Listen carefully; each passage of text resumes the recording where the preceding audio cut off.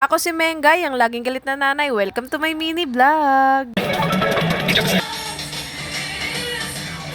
Oh, 'di ba? Sabi ko sa inyo, meron pa nga tong part 3 pero medyo nga lang natagalan sa pag-upload. Dahil maraming ang inasikaso itong nanay nyo. At ito pala yung kinabukasan nung in-upload ko nung nakaraan. At ito na nga yung second coating na pagpipintura ko dito sa aming dingding. Hindi ko na nga na-videoan dyan yung pag-alis ko ng mga gamit dyan, mga mare. Dahil nga lobat yung cellphone ko at naka-charge. Dahil marami pa nga akong natira nitong pintura, mga mare. Ito na nga rin yung ipang si second coating ko, pati third coating. Para maging maaliwalas at malinis tignan itong aming dingding. At nang dahil sa paglilinis ko dito sa loob ng bahay namin, nagpipintura ko, marami nga nagtatanong sa akin kung bakit daw inaayos ko tong bahay kahit hindi daw sa amin. Eto mga kumare, para lang sa akin to ha. Huwag kayong magalit. Para sa akin kasi mga mare, kahit hindi sa inyo yung bahay o kaya nangungupahan kayo, responsibilidad nyong ayusin at linisin yung loob ng bahay kasi kayo ang magbe-benefits niyan, lalo yung mga anak nyo. Tapos ito pa, para sa akin lang din to mga kumare. Pag sobrang kalat ng bahay nyo, magulo, tapos ang dumi-dumi, parang ang hirap kasing gumalaw. Para bang ang hirap mag-isip kung ano yung dapat mong gawin. Kaya ako hanggang maaari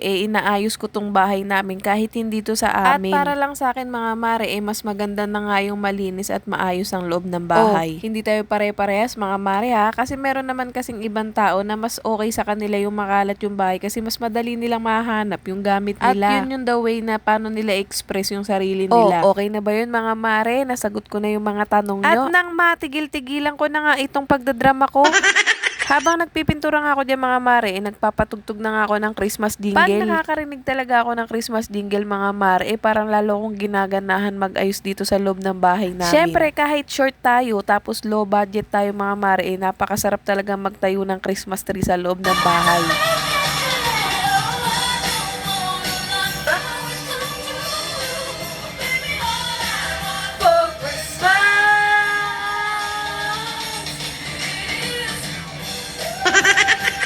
Hala siya, tignan nyo naman ang pinaggagawa niya.